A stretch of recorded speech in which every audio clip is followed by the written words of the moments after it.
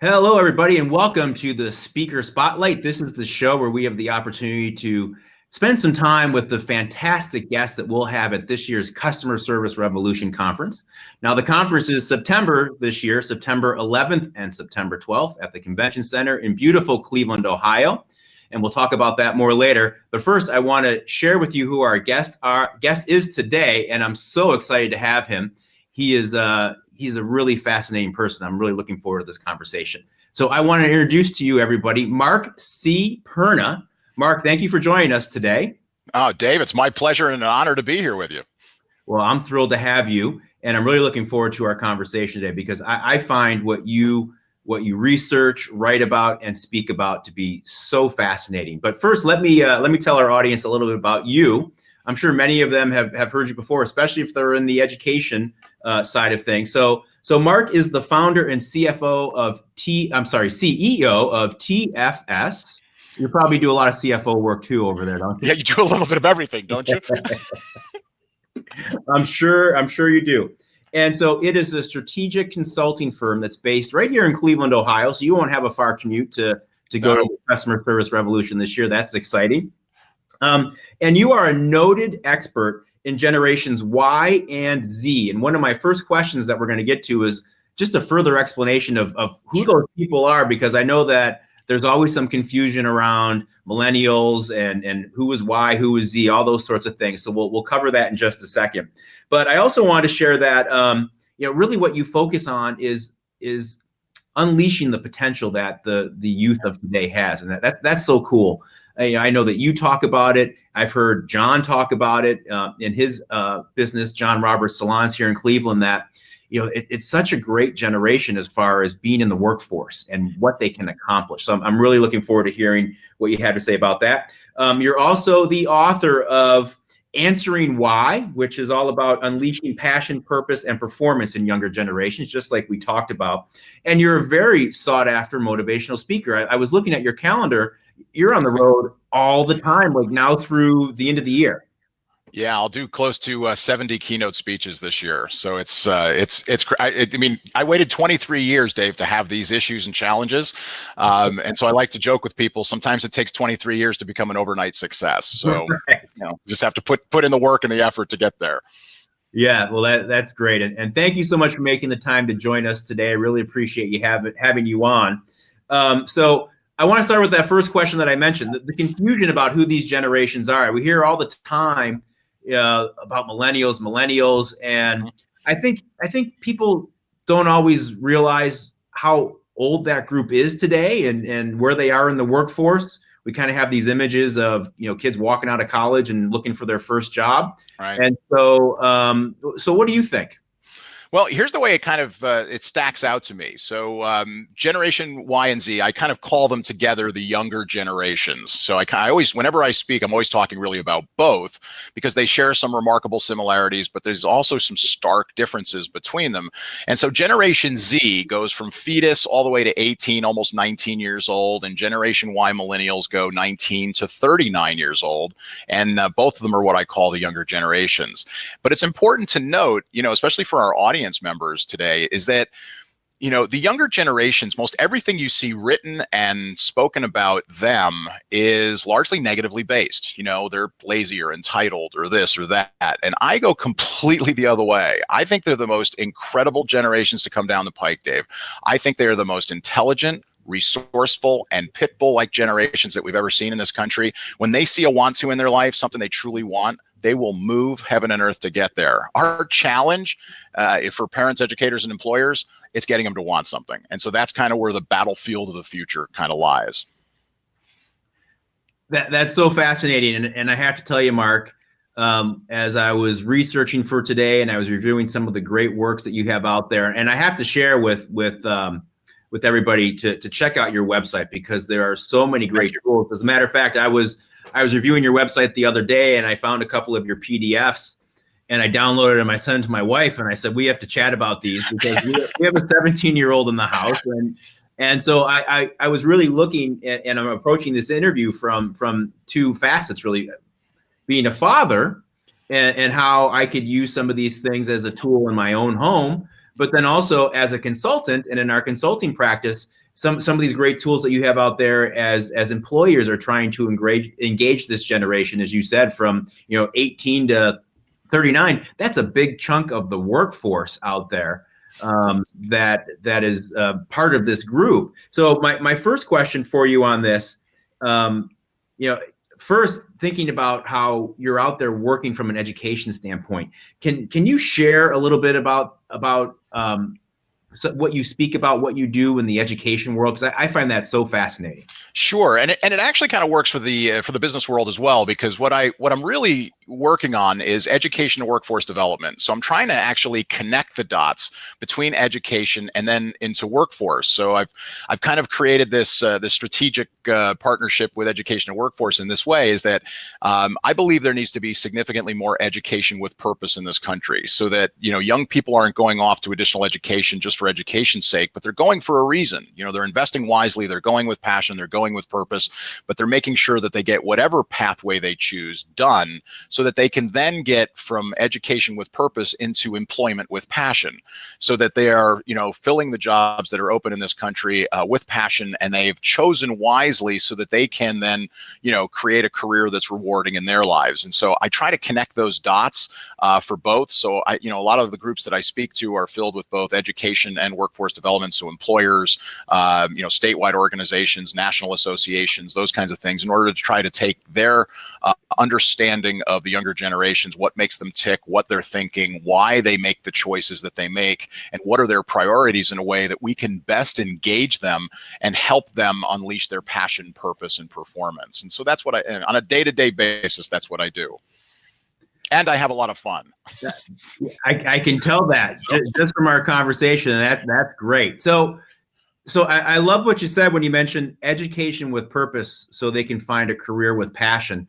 It kind of reminds me a little bit of the old days that you and I were a part of, where you kind of went to college to find what you wanted to do, right? And that was okay. But in today's world, with the investment you have to make and the ROI that you're looking for, you can't just go off to college and find yourself. You have to have that kind of purpose as you're going. So it sounds like that's really what you're trying to systematize. Well, absolutely. And the challenge, Dave, is that, people, college has gotten so expensive, and I'm a tremendous fan of college. I think if kids want to do something that requires a 4-year degree or a master's, PhD, MD, JD, whatever it is, I think they need to, invest in and go wisely towards that. But there are so many careers and occupations today that don't require either a 4-year degree. Maybe it's a 2-year associate's degree, or an apprenticeship, or licensure, or some kind of certification or advanced certification. There are so many ways to get to a rewarding career in this country. And we need to lay that out earlier, because today young people are doing, unfortunately, career development at the most expensive time in their life, and that's at college. If we move that down into high schools and even in middle schools, where they can see what's possible, where they can go, how they can get there, we better prepare them to make a decision that is viable for them, and something that they can conclude with a great outcome, which is, of course, to be self-reliant, independent, and contributors to a great society. So I want to touch a little bit on a tool that I think you created that does just that. So I want to talk about TFS and the work that you're doing at TFS and the career tree. Can you share a little bit about what that's about and what that helps schools achieve with that tool that you have? Sure. It's a concept I came up with about 5 years ago, because I believe that, to kind of preface the career tree conversation, is I really came up with a strategy a long time ago called the light at the end of the tunnel. Every young person, actually every person, you and I are doing this exact same thing, is that we have a light at the end of the tunnel that we're shooting for. What does our career look like? What does our lifestyle look like? What are we trying to get to? Why are we going down the tunnel to begin with? Because the tunnel is the time you spend in employment. The tunnel is the time you spend in education. It's the work, the labor, the effort, the skill development, the academic rigor. It's all of those things that are necessary to get to your light at the end of the tunnel, whatever that is, based on an individual's unique interests, talents, and abilities. And so that light at the end of the tunnel, career and lifestyle, what most people don't realize is that, more than half of every decision a young person makes today is based on how it affects their lifestyle. Career has actually become a lifestyle decision. And so I came up with 5 years ago this concept of a career tree, which is, nothing more than one of those big huge, beautiful, majestic oak trees, and if you could imagine cut in thirds horizontally in the branch system, is that the branches represent all the careers and occupations that are possible. The trunk represents the pathway they're currently on. And it's like, what does that lead to? And the difference between the three sections of the tree are simply the amount of education or experience it takes to unlock the next level. So the same thing can be done in education, but the same thing can be done in business and industry as well, is that what's possible, where can they go, how do we create a light at the end of the tunnel that's viable, where they see the vision, they see the purpose, and then they're willing to move down the tunnel to achieve that. And that's what business and industry has to do today by creating those customer experiences, Dave, that you and John talk about and the DiJulius group talk about all the time, is how do you create then those customer experiences that are consistent and congruent with what the younger generations are looking for, how they interact, and then how we help them become part of the solution as opposed to being a challenge to overcome. So that's what I do. And so I want to take that a step further, because as you're speaking, my mind's going in several different directions. Again, as a father, how I can use this at home. And then, as I mentioned, in our consulting practice, because there's so many great things you talk about that I think a lot of employers just aren't focused on. Maybe they feel like they haven't had to, or whatever the reason is.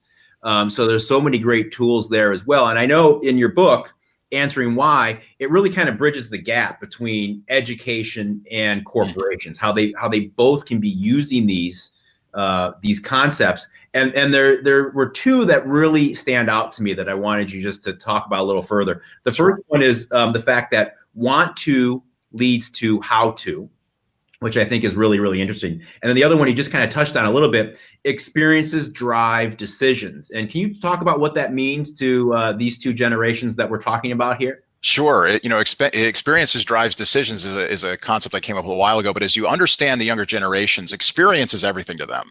What they're doing, how they're having fun, where they're going. They're constantly looking for bigger and better experiences.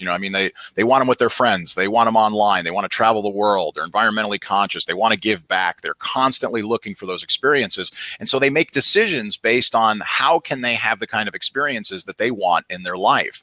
And so those experiences, and especially if they connect to lifestyle experiences, will actually create a want to. And that want, and I've always believed in my life that if the want to is strong enough, the how to will come. So this affected my own life with my own son, where, I had a son who was struggling in high school. He wasn't connected. He hated going every day.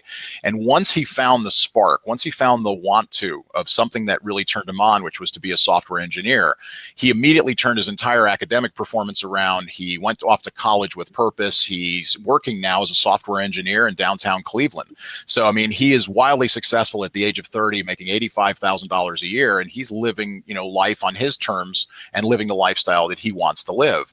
And to me, that's true success in this country. Now, did he have to go to college to do that necessarily? No, because there's lots of people who don't go to college who also have the opportunity to make $85,000 a year in their dream jobs, because there's lots of places to make lots of money and lots of careers that are viable.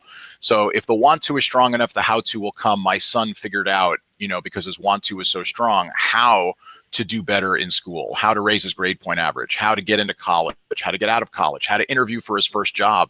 And he's found out by the age of 30 to live things on his terms. So those are powerful concepts that bring together the understanding of the younger generations, what makes them tick, how they think, and then how we structure our employment opportunities for them, how we best position it. Because Dave, and I just want to tack this on real quick. I don't mean to go on and on, but I'll tack this on. So Deloitte, roughly 18, 19 months ago, came out with results of a survey of the millennial generation in the workforce. And what they found is astonishing.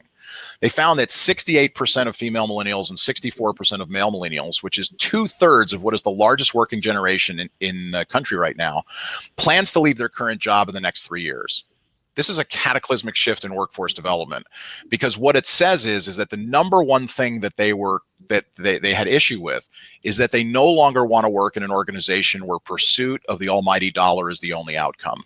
They want to work in an organization that gives back. They want to work in an organization that has purpose. They want to work in an organization where the pride of their contribution will actually add to the greater good. And this is astonishing, because most business and industry will struggle over this next 10-year period of time to stop this revolving door of going in and out of their organizations, because they have to create vision that far exceeds shareholder value and simply making money. And that will be the kind of the the strategies of the future that will connect those dots. That's very interesting. I just read an article last week. I believe it was in Inc. magazine. Their best places to work issue came out, and I always look through that one. I always find it really fascinating what organizations are doing out there, and the main theme of it, Mark, which is straight in line with what you're talking about, is today the organizations that are doing it well are focused on employee engagement and sense of purpose. Right? 10 years ago, it was free lunch and ping pong, and I love going to the office. Bring my dog in, sure. Yeah, and it's really evolved beyond that, where it's kind of creating that engagement level and making sure that they have that sense of purpose with the work they're doing. Well, and it is, and to even add to this a little bit, is that Generation Z is even more pragmatic than Generation Z millennials were. So the group that is coming up into the workforce right now, just starting, they view life very differently. They're going to find unconventional ways to get where they want to go, but they're also already predicted to be what will be the largest entrepreneurial generation in history. That nearly 80% of them already say that they want to be their own boss. This is also this will have tremendous impact in this country. I mean, we already have a skills gap in this country of 6.7 million jobs that we can't fill in this country, right, in high demand job areas and in high demand areas, aerospace and aviation, manufacturing, construction, the financial sector, healthcare, transportation, and many others. And we're not getting our arms around that. And now if the youngest generation coming into the workforce wants to be their own boss, they're going to look for ways to do that. And now with technology, people can be their own boss a lot easier than they could 10, 15, or 20 years ago. Absolutely. It's much easier to do that, and obviously work from anywhere and get the job done. That's right.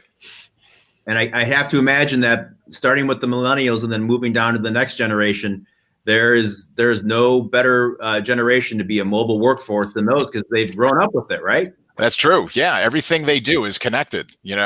I always joke around that. I tell audiences, you have to accept them kind of as they are. I think they're incredible, they're wonderful, but you have to unleash that passion and purpose in their life. And I've had to really learn from my sons how different life is. You and I are closer in age than obviously we are to our kids. And so my son, Nick, like when I write a text message to him, I write, a full-blown letter in a text message. I don't know if you do that, but older generations tend to write, there's a salutation, a general, hi, Nick, and I hope you're having a great day. I give the body of the message, and then there's a closing, hey, have a great weekend, love, Dad. Mm-hmm. And 24 hours later, I get back one letter, K. Because he couldn't even find the time to put the O in front of the K. And it absolutely frustrates me every time. But they're different. And once you accept the differences and you look at them as a tremendous resource to be unleashed as opposed to a challenge to be solved, your business, your educational classroom, your home will change completely. Because if you use the strategies and the concepts I speak about, and even the ones we've just talked about, and you understand them at a higher level, you'll be able to unleash their passion, purpose, and performance. Getting back to your text example, I can't let go of grammar either, especially when I'm texting my kids, right? I feel like I have to be that example. So I have all the proper punctuation. It's like a well-written paragraph. Of course, right? And now I get texts from people that don't even have commas or periods in it. It's right. Like your mind has to throw the comma and the period in it, because there's just one big line of wording, and you have to kind of edit it as you go. It's a different world. It is a different world. I've been there before. You have to read sometimes a couple of times to make sure you're getting the right message without the punctuation. Right. Sometimes if you put a comma in a different place, it's a different meaning. So, so you started to touch on something, Mark, that I wanted to go back to, again, putting my consulting hat on. Sure. With this millennial generation and the generation to follow them. When you talk about how the experience is driving everything, driving their decisions. So obviously there's a lesson to be learned there for employers that are now employing these both generations, because the top end of that younger generation is starting to get jobs as well. So there's an employer-employee relationship, but also there's such a great opportunity there for organizations to consumers. when you're thinking about the experience. And I just think about some of the marketing that I see out there flying around on the radio and TV. I see some that are really grasping that concept and targeting that, and I see others that probably aren't. There's probably a good area of opportunity for a lot of organizations out there focusing on that experience to drive decisions. Yeah, it has to connect to their experience because that's what they're looking for. But the experience is different than it is for you and I in some cases. So, you and I look at the world differently again than younger people. I tell people all the time, short, easy, connected, engaged, and fun. I mean, if you can do it, because they don't want to spend a lot of time in the interaction with a business, but they want it to be cool, they want it to be fun, they want it to be engaging, but it has to be quick, it has to be easy. They don't want to spend a lot of time going through lots of different steps. So the more you can get it down into a brief interaction, the more you'll interact with them and engage them and get them back again and again and again. So, but it's understanding what they're looking for and how they prioritize what they're doing will truly change the way you connect with your end customer, as well as your customer who's your employee as well, because you kind of have to keep them coming back every day as well. And so it's, part of that is in the hiring process, but part of that is in the engagement and the connection that you make with them in an ongoing way so that they feel the pride of their contribution to that organization. I have a question for you along those lines, especially with the statistic that you threw out from Deloitte, that 2/3 of this generation in the workforce plan on leaving their jobs. I think you said in 3 years they're going to change. Yeah, that's what they said. So I'm just curious your opinion on that. What's a company to do? Should they focus on that purpose, focus on retention? Or is it almost to the point where we have to start to evolve to this revolving door and just be looking for that next great talent and think that way? Or is it a combination of both? Well, it's a combination of all of that. So what I take out of that and what I try to drive through my audiences is that vision is important. And I'm not talking about the vision statement that sits on the wall, that people spend, a great deal of time putting up there and just driving that vision statement. I'm talking about the culture. I'm talking about where are you trying to get to that far exceeds making money and shareholder value. Those things are important. They're critical. They have to be part of the mix because that's what funds everything else that happens. But how do you create, a vision and a contribution and a way for the employee to have tremendous pride in their accomplishment within the organization, their piece, whatever role it happens to be, however big, however small, that they connect to it and they feel as though the company's success is their success. The more you can connect to that, the more you'll keep them, the more they'll retain, because their number one thing, and it was the number one reason in the Deloitte survey by far, which most people think would be boredom or not having a nice place to work itself. So it was I think interesting to a lot of folks that really that primary reason is the vision, the purpose. They have to. Go back to the name of my book, Answer Why. You have to answer why as an employer, why it's a good thing to work for you. It cannot simply be an exchange of funds anymore. There has to be something deeper than the exchange of dollars for time and service. So the more you can connect it, I have over 24 people that support what I do, across North America, in a wide range of roles that to do it. And over half of them are in the age range we're talking about. They're in their 20s and they're in their 30s. And they're the best employees I have by far. They are the most, they're hardworking, engaging. I never ask anyone in my organization to work past normal work hours Monday through Friday, and yet they work nights, weekends, holidays, and vacations. I can't get them to turn off. They so buy into the vision that of where we're going to transform both education and workforce development in this country that they're all in.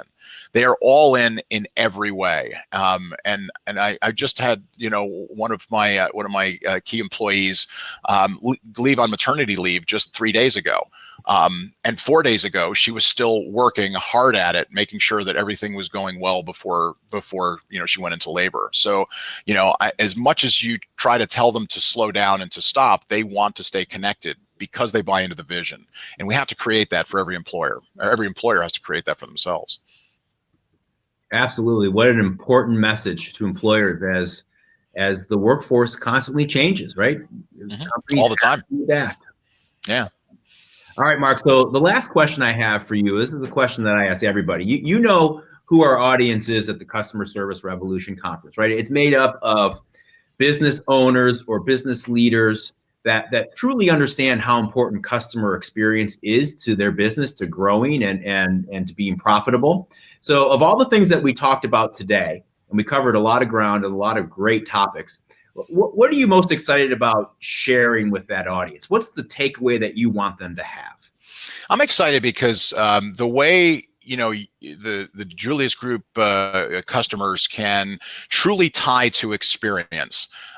What happens not only for the end customer, but for the actual employee themselves, being able to connect the dots. What makes them tick? What are they thinking? How can they get a couple of aha moments along the way to truly understand who they're working with? Because now if you look at generations Y and Z, there are 330 million Americans. Over 100 million of them are in the group we're talking about, Dave. Over 100 million. This is not a small group of people. This is not an outlier. This is the workforce of the future. And so for those, companies that are working with a retiring workforce or people that are moving out, and you have to bring in the generations we're talking about.